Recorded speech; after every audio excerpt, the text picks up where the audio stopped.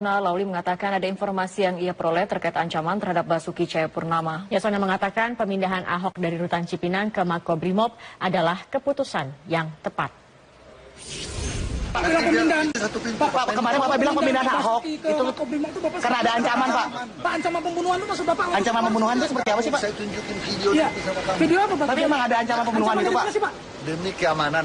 Iya, maksudnya Pokoknya ancaman. seperti yang dibuat. Tapi kalau detik itu bombastis banget. Enggak, tapi benar ada ancaman. Kumparan aja. Gimana Pak ancaman? Ancaman pembunuhannya seperti apa, Pak? Ancaman pembunuhan itu maksud Bapak dari Sedangkan belum divonis tadi sudah ancaman, apalagi maksudnya sekarang. dalam bentuk ini, Pak, ya, pesan-pesan Tertulis atau apa Pak? bentuk tertulis atau apa yang dikirimkannya? Yang Bapak terima Ada Pak? informasi dari intelijen dari mana-mana, dari video YouTube juga ada kok. Ya, selain Ancaman sama yang di luar. Kalau di situ ditaruh, nanti orang nggak bisa lewat lagi di Cipinang, di muka jalan itu kan mengganggu. tapi antisipasinya pemindahan ke Enggak, Makobrimob itu, Pak. memang itu dikoordinasikan sama Kapolri. Ketua DPR RI Setia Narasumber yaitu Wayan Sudirta, kuasa hukum Basuki Cahayapurnama, dan juga Hudri Sitompul, pakar hukum pidana. Selamat pagi Bapak-Bapak. Selamat pagi. Ke Pak Wayan dulu, Pak Wayan, sejauh mana proses untuk pengajuan banding sejauh ini Pak? Karena kami mendengar kabar katanya belum sampai ke pengadilan tinggi. Ya tentu, kalau memori banding belum, tapi penangguhan sudah. Kenapa memori banding belum? Agar masyarakat paham, memori banding bisa diserahkan setelah kita memeriksa berkas. Nanti dianggap nggak profesional kok ada banding, berkasnya belum diperiksa, sudah cocok apa belum. Nah kami sedang menunggu pemberitahuan resmi, permintaan resmi agar kita boleh melakukan pemeriksaan bekas. Kalau dalam bahasa Belanda disebut insake. Insake itu berlaku 1 minggu. 1 minggu. Dalam 2 minggu di mana setelah banding itu pengadilan punya waktu untuk mengirim, 1 minggu untuk pemeriksaan berkas. Mudah-mudahan kemarin sore atau paling tidak hari ini insake itu sudah diberikan sehingga dalam waktu pendek banding bisa diajukan. Banding sudah disiapkan memorinya, tinggal menunggu itu. Begitu ada pemberitahuan segera akan kita kirim, sebab sekali lagi kita kan sangat memerlukan agar Pak Basuki ini bisa penangguhan. Kalau insake tidak ada, berkas tidak dikirim, majelis nggak dibentuk, kewenangan majelis untuk menetapkan penahanan atau menangguhkan atau merubah tidak ada. Jadi kami makin cepat dapat peluang untuk insake makin baik, karena itu makin cepat majelis bisa mempertimbangkannya. Jadi memori banding satu hal, tapi satu hal lagi mengenai penangguhan penahanan dari Pak Ahok. Ini senjata apa yang kemudian dimiliki oleh kuasa hukum untuk penangguhan ini Pak? Apa dasarnya? Apa yang kemudian bisa? Kalau ini banyak sekali. Kalau masalah penahanan, kami sih menghormati pengadilan dan majelis hakimnya. Tapi kalau masalah putusan, khususnya penahanan, kita boleh melawan. Perlawanan itu boleh, mengkritisi itu boleh. Nah ini sengaja saya bawa dari 600 sekian halaman putusan, ada halaman 615 dan 616. Silahkan masyarakat boleh mengkritisi. Ternyata penahanan ini tidak memuat alasan dan pertimbangan. Yang dimuat adalah pasal-pasal, akui pasal-pasal tentang penahanan, walaupun tidak semua disebut isinya, tapi bagian mana yang menjadi alasan, bagian mana yang dijadikan pertimbangan, nggak ada. Misalnya eksplisit disebutkan tidak disebutkan karena wajib di dalam pasal-pasal KUHP itu kan diwajibkan. Keadaan yang menimbulkan kekhawatiran itu harus muncul. Ketiga misalnya alasan untuk menahan di pasal 21 harus disebutkan. Jadi kalau dia khawatir ada pengulangan kejahatan atau menghilangkan barang bukti, itu harus disebut. Ini yang menyebabkan kami menahan. Kasarnya begitu. Nah ini tidak ada. Nah kalau tidak ada, berarti kan tidak terpenuhi pasal-pasal ini. Seperti ketentuan misalnya, sengaja saya tulis-tulis ini biar tidak keliru. Pasal 193 misalnya. Kalau 193 ayat 2 kan satu harus memenuhi pasal 21 terlebih dulu. Kedua harus ada alasan yang cukup untuk itu. Alasannya mana? Harus dimuat gitu. Nah ini ternyata tidak ada. Belum lagi misalnya, ini sebenarnya kecelakaan pembuat undang-undang. Di pasal 20 sebagai jawaban atas ketentuan HIR yang menyatakan putusan segera masuk itu sering dianggap melanggar hak asasi. Di kepolisian, di kejaksaan nggak ditahan kok segera masuk. Itu kita protes ke rumah Pak Jaksa, ke Pak Dakosta dulu. Akhirnya muncul pasal 20 ayat 3. Boleh pengadilan menahan kalau diperlukan pemeriksaan. Ketika pemeriksaan sudah selesai, kan tidak boleh menahan. Dan ini putusannya mengatakan ditahan. Nah itu memang ada celah sedikit di situ. Tapi celah itu bertentangan dengan pasal 20 sebelumnya. Harusnya pasal 20 diaju, pasal 21 diaju. Kalau itu yang diaju, dan terus terang aja kalau tidak ada tekanan, insinuasi dan kontroversi, rasanya penahanan ini tidak akan jadi Anda melihat bahwa penahanan, tidak geger-geger begini. Penahanan Ahok ini justru memang muatan syarat dengan muatan tekanan begitu. Kita akan lihat syarat muatan tekanan politik, kontroversi, tekanan demo-demo, lalu banyak problem hukum dan tidak terpenuhi. Saya tidak mengerti ini putusan dibuat tergesa-gesa atau karena setengah hati, saya tidak tahu. Saya menghormati majelis dan pengadilan, tapi putusan seperti ini agak mengagetkan. Itu soal penangguhan penahanan. Pak Khurdin mungkin akan mengomentari apa yang kemudian menjadi pandangan hukum dari Pak Wayan ini. Ya, pertama-tama secara ini dulu ya, review secara overall dulu ya, bahwa kalau dari prosedurnya dan hukum acara ini saya kira sudah prosedurnya ya. Jadi ini merupakan juga selain kasusnya Jessica, kasus ini juga kita boleh contoh bahwa sebenarnya ini sudah mengikuti ketentuan-ketentuan yang di dalam yang undang-undang mengatur. Termasuk penahanannya. Ya, kalau penahanan ini jadi khusus untuk dengan pasal 157 Pak Udri berpandangan bisa. Tapi kalau dikaitkan dengan pasal 20 ayat 3 masih bermasalah. Jadi ini jadi memang masalah penangkapan dan penahanan ya, itu selalu menjadi kontroversial gitu ya. Selalu kan dalam penahanan itu syarat itu ada syarat objektif dan subjektif. Objektifnya itu adalah ketentuan-ketentuan yang dilanggar oleh si tersangka atau terdakwa lebih dari 5 tahun atau pasal-pasal tertentu ya yang diatur ya secara khusus di dalam KUHP bahwa ini bisa langsung, misalnya contoh penipuan penahanan itu kan ancaman hukumannya tidak sampai 5 tahun, tapi disebut bahwa itu bisa ditahan. Tapi kalau 2 tahun Pak? Oh enggak, ini kan pasalnya bukan mengenai hukum, jadi ketentuan-ketentuan apa yang dilanggar. Kemudian syarat subjektifnya seperti Mas Wayan katakan tadi, harus ada kekhawatiran dia menghilangkan atau merusak barang bukti, ya, mengulangi perbuatan atau melarikan diri, atau ada tambahan lain itu supaya jangan dia bisa ngatur-ngatur dengan saksi-saksi yang lain supaya dia ngomong itu gitu. Nah, itu yang yang sering. Tetapi dalam prakteknya, misalnya contohnya KPK itu tidak memperhatikan ketentuan yang seperti langsung saja ditahan, langsung ditahan tanpa itu. Nah, jadi kedepannya saya kira buat kedepannya ini kita harus meninjau kembali lagi ya, jangan sampai terjadi seperti Mas Wayan katakan. Misalnya tadi ya, apakah penangkapan penahanan itu hanya bisa dilakukan di tingkat pra-adjudikasi ya. Jadi dalam di dalam proses pidana itu ada 3 ya, pra-adjudikasi, adjudikasi dan pas-adjudikasi. Pra-adjudikasi itu sebelum pemeriksaan di muka sidang. Kalau misalnya adjudikasi ini di sidang dan pas-adjudikasi. Nah, yang disuruh orang kalau misalnya seperti Mas Wayan bilang, kalau misalnya sudah selesai pemberkasan nggak perlu ditahan lagi. Itu pra-adjudikasi. Jadi permohonan untuk penangguhan penahanan untuk Ahok ini sangat mungkin dilakukan dan sangat mungkin untuk dikabulkan begitu. Iya, secara aturan memang ada, karena dinyatakan bahwa dalam setiap tingkatan itu ada kewenangan aparat hukum menangkap. Misalnya penyidik boleh, penuntut hakim juga boleh.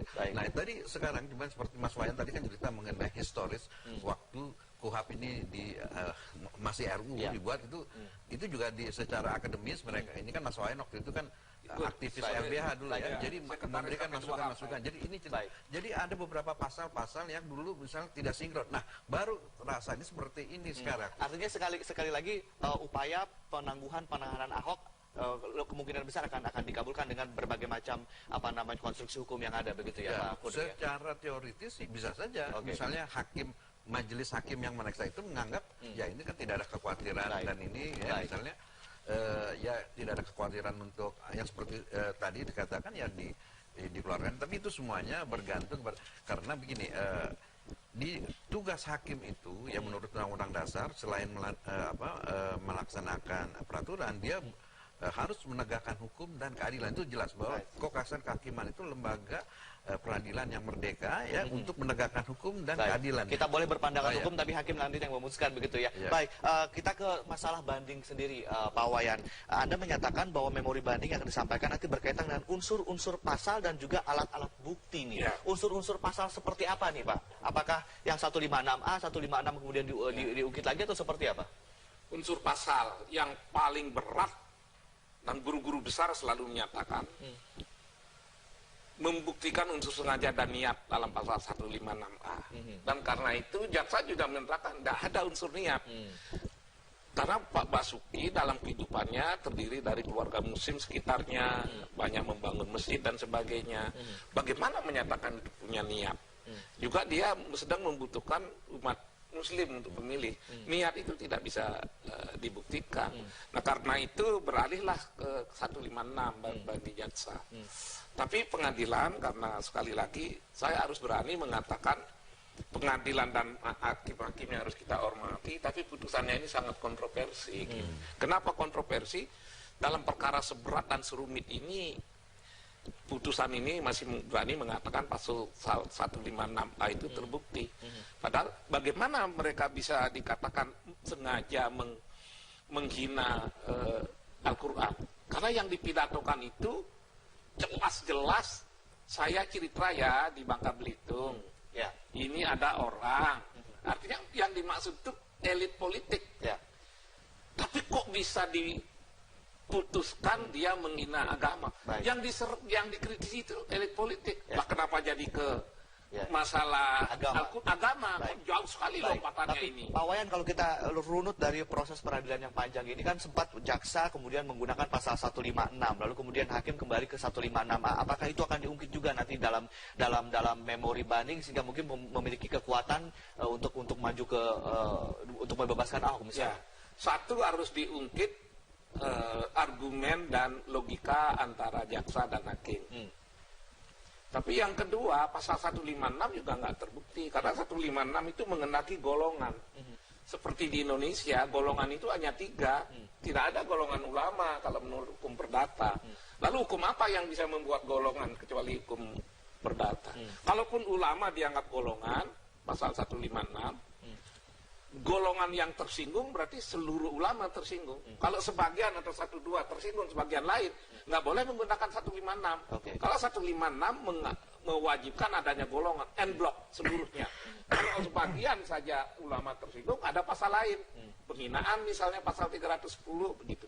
Nah oleh karena itu celahnya ini luar biasa. Saya tidak tahu nanti Pak Udri akan menyampaikan apa enggak. Saya mendorong sampaikan pengamatan Pak Udri secara baik. Kalau saya sih bahasa hukumnya ini rumit banget perkara ini, tapi majelis hakim putusan ini membuat sesuatu yang seolah-olah ini tidak masalah. Rumit banget ini untuk pembuktiannya, tapi mereka menggampangkan. Contohnya lain, masalah saksi. Dengan mengutip putusan MK, sementara putusan itu belum bisa mempengaruhi pasal 1 angka 26 dan 27, saya teringat pada putusan MK tentang DPD. Selama putusan MK tentang DPD belum dibuatkan revisi undang-undang, maka undang-undang lama masih tetap berlaku. Nah ini sama juga, apakah saksi Daudi itu bisa dipercaya? Majelis mengatakan bisa, kalau saya mengatakan tidak. Jadi intinya ada masalah saksi, lalu kemudian juga bukti, lalu kemudian juga pola berpikir hakim dan jaksa yang kemudian ada loncatan berpikir, dan juga ada unsur kesengajaan itu yang akan diungkit. Satu lagi mengenai ahli.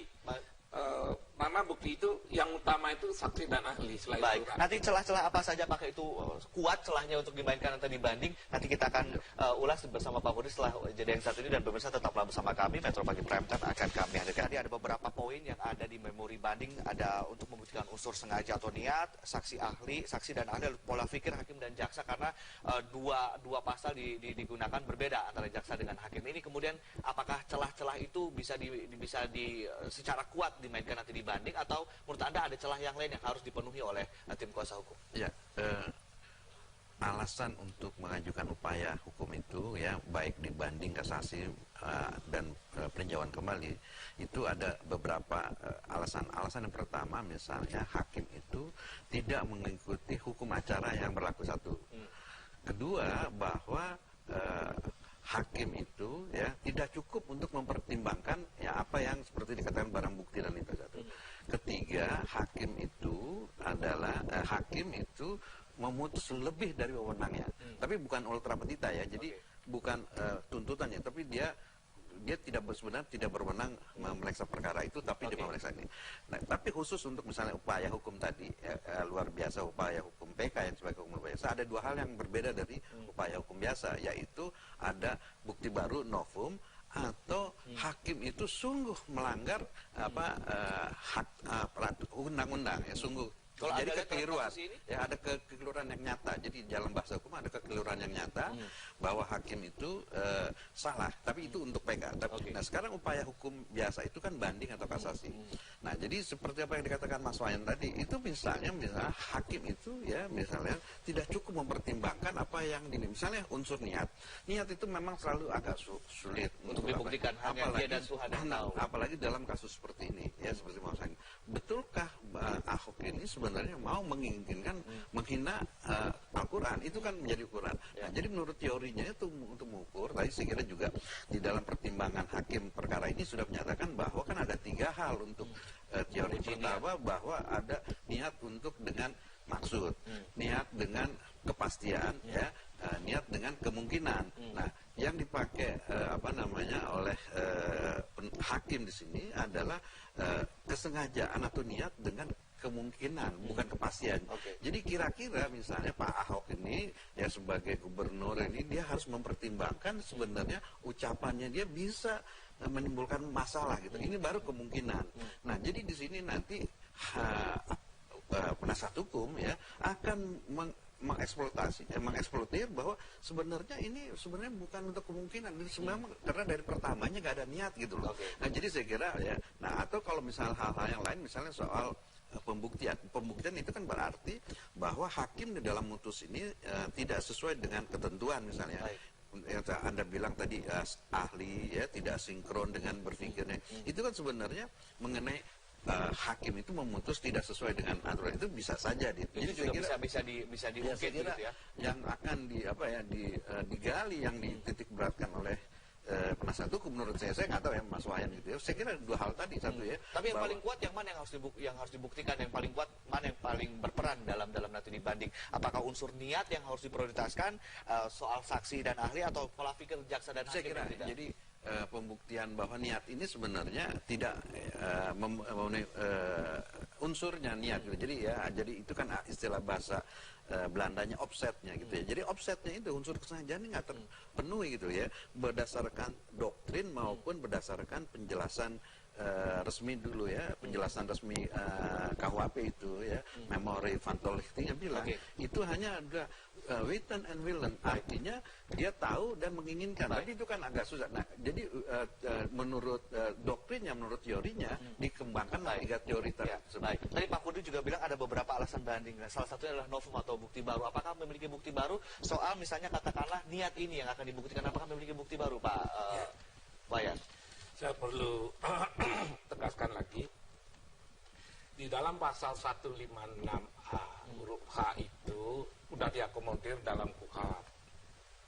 Tapi orang jarang sekali membaca bahwa itu berasal dari PNPS nomor 165, di mana dalam penjelasan pasal 4-nya mengandung unsur niat. Mohon maaf ini calon guru besar teman saya. Jadi sudah ada unsur sengaja di dalam pasal 156A, tapi ada penjelasan di Undang-Undang PNPS. Itu makanya sengaja dibuat, bukan main sulitnya. Kalau terbukti pun unsur sengaja, tapi unsur niatnya tidak terbukti, ini harus bebas. Pembuktian niat dan kesengajaan itu gimana sih? Beda. Unsur niat jauh lebih berat daripada unsur sengaja. Kalau unsur sengaja bisa diraba, unsur niat itu hati. Maka paling sulit unsur sengaja abstrak. Jadi bukan main sulitnya itu satu. Yang kedua, mohon diperhatikan Undang-Undang PNPS nomor 165 ya? sengaja dibuat sesungguhnya melindungi semuanya, khususnya minoritas. Makanya judul undang-undangnya disebut pencegahan, bukan pemidanaan. Kalau judulnya pencegahan, seluruh pasal di bawahnya semuanya harus pencegahan, maka dibuat peringatan. Dalam kasus ini tidak pernah ada peringatan. Ini salah satu yang akan kita gunakan juga. Peringatan terlebih dahulu. Harus ada dan ditulis di sini. Siapa yang memberi peringatan? Jaksa Agung, Menteri Agama, Menteri Dalam Negeri. Nah, itu tambahan lagi memori banding.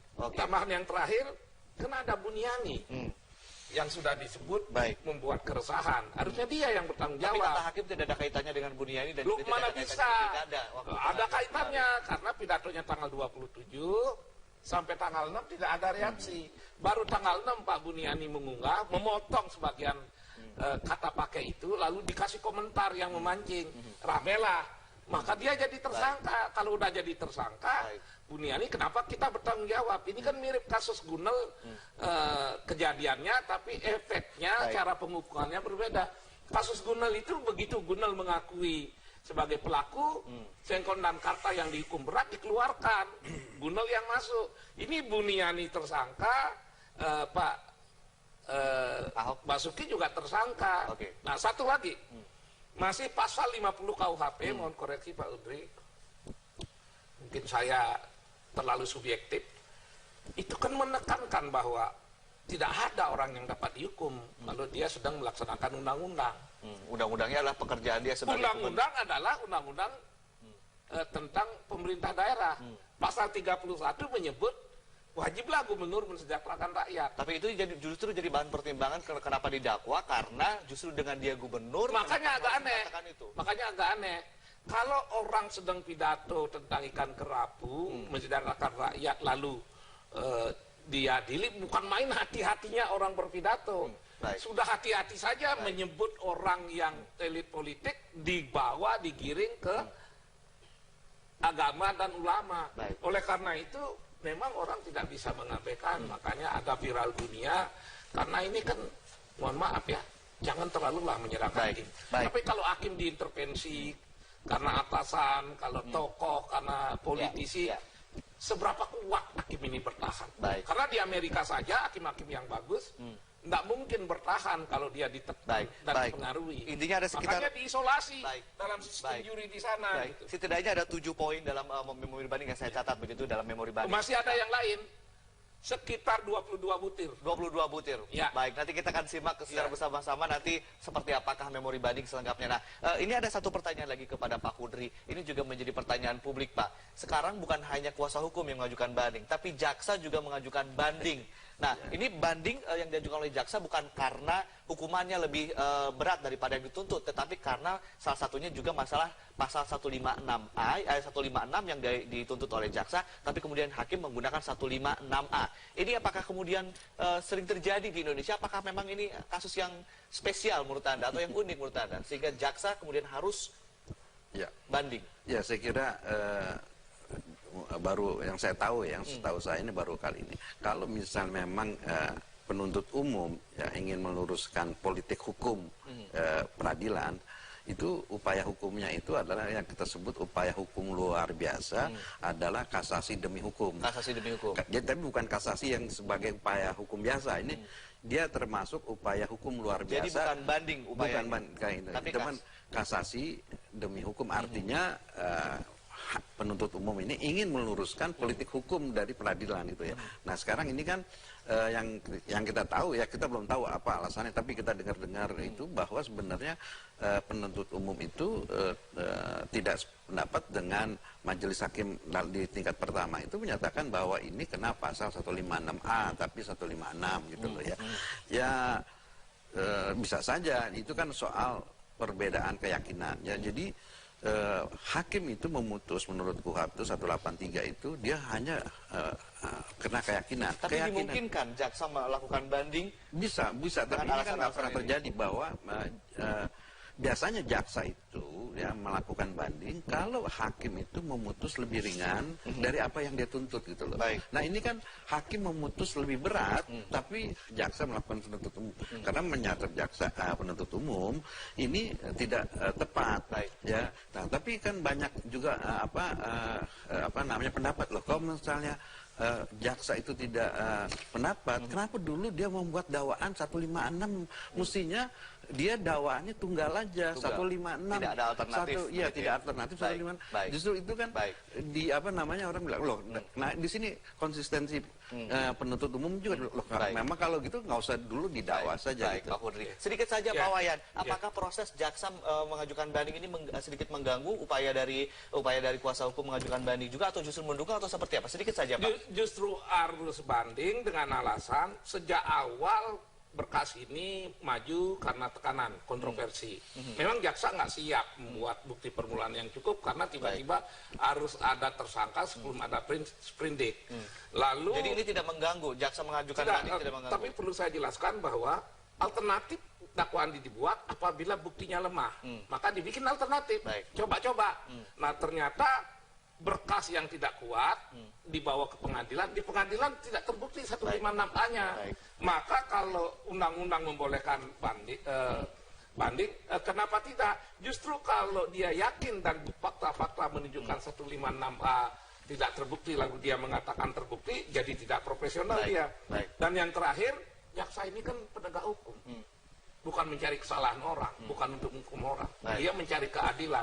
Nah kalau dia mencari keadilan, harusnya apa yang dia rasa berdasarkan fakta yang ada, itulah yang dimunculkan. Dan yang terakhir ya, bisa jadi Pak Hudri ini menganggap tidak biasa, karena beliau dosen, jadi bijaklah dengan bahasa yang halus mengatakan sebenarnya tidak lazim jaksa ini.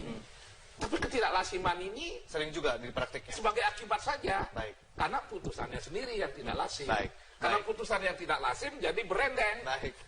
Seolah-olah jaksa tidak lazim. Sebenarnya yang tidak lazim ini putusan-putusan ini penahan orang, putusan lebih berat dari tuntutan, itu tidak lazim.